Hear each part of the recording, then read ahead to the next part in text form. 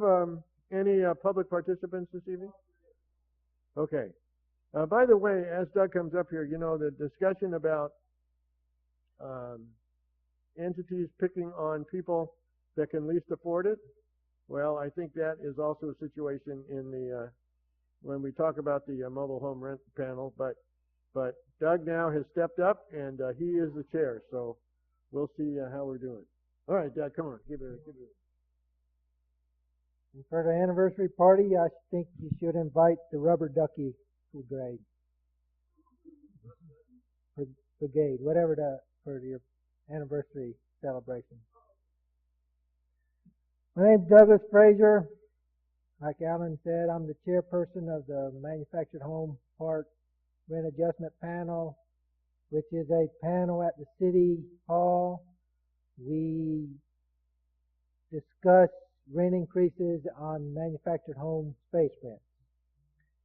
This year, 3 of 16 parks have protested their rent increases, and the others have gone with the CPI, which is 1.2% last year, so 1.2% rent increase on a $800 park is only like $10 a month.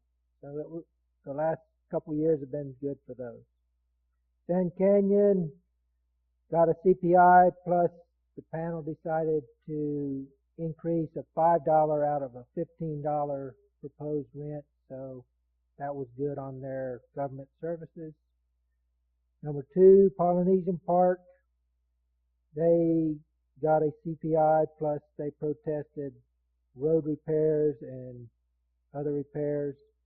The panel reduced it about half, so that was a good deal.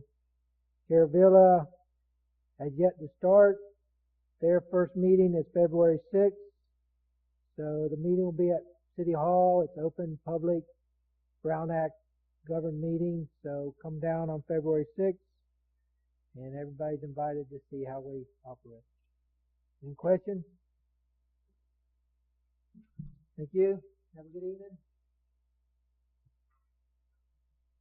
I'm Michelle Jenkins, resident of Canyon Country, and your district representative. You may have noticed on your ballots this year that the college went to district areas, and I am the representative for this area, and I was proud to be reelected in the fall. But I did talk with Brian Thule, the dean of the Canyon Country campus, this afternoon, and I wanted to ask him, I guess I'm trying to defend that some local governments do what they say they're going to do. And I think College of the Canyons is one of them. Our Board of Trustees and our Chancellor try to live by what we say.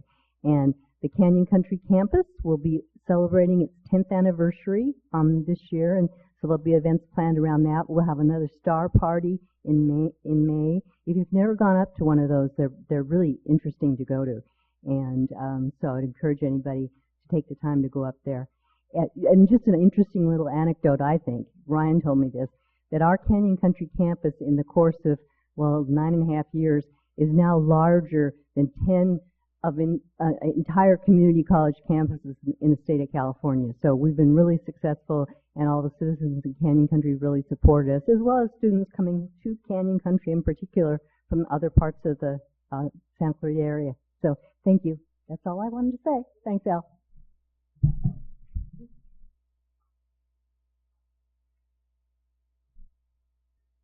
And for our future meetings, we're going to have some more developers come. I don't know if any of you remember Montezuma Development, but they are a group that planned a development to the east of Green Mountain on Golden Valley Road. And they were here about 5 years ago. We got I remember getting a call from somebody saying, you got to go to this meeting because Montezuma Development, they lived on Green Mountain, and so you got to come to this meeting and listen to this because the world is going to come to an end. They're going to destroy our neighborhood, blah, blah, blah.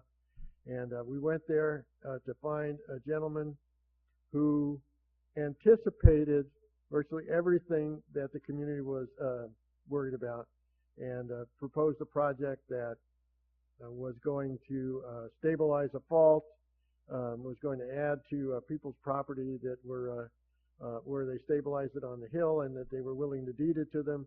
It was going to build their own collector road through it. and by the time everybody walked out, they said, "What a great development this is!" Right?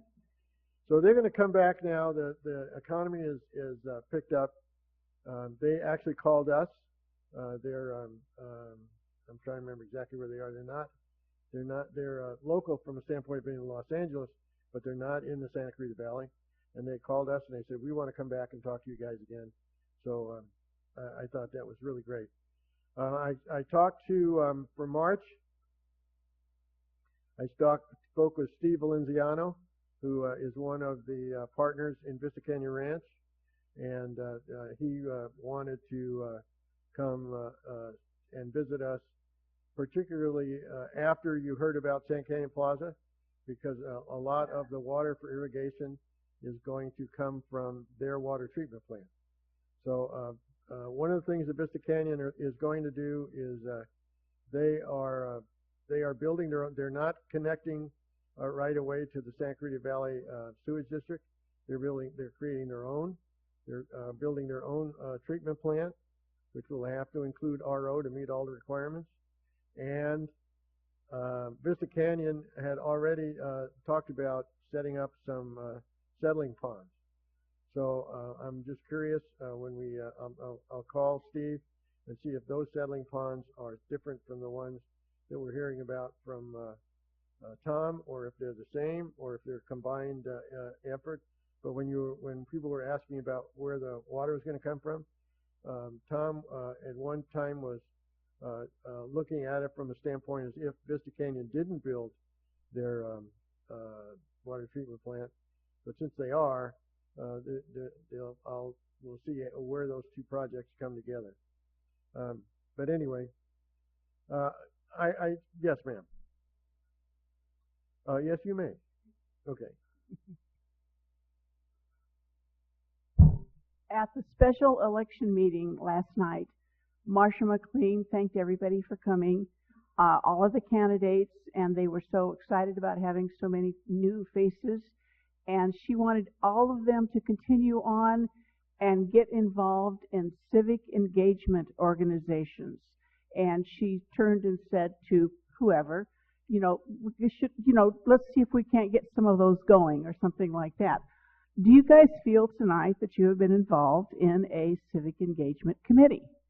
I've been a member of this organization for almost the whole entire time, and this is where you come to learn about the Chiquita landfill and the stink and the dump and the things like this.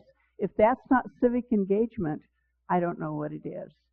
So I hope you had your knowledge enhanced tonight about what's happening in the community, and I certainly hope that you got engaged enough that you would like to come back. We're here the third Wednesday of each and every month except for December, and we'd love to have you guys get involved and invite your neighbors, because truly this is where you find out what's going on. And like Al said, we have somebody from this side come and talk, and by golly, we try to get somebody from that side of the issue to come and talk. And sometimes we have both of them, and it's really great. And then sometimes we get turned down. Thank you. Well, that's great. I want to thank all of you for choosing to attend the Canyon Country Advisory Committee, and hope I can see you back again next month.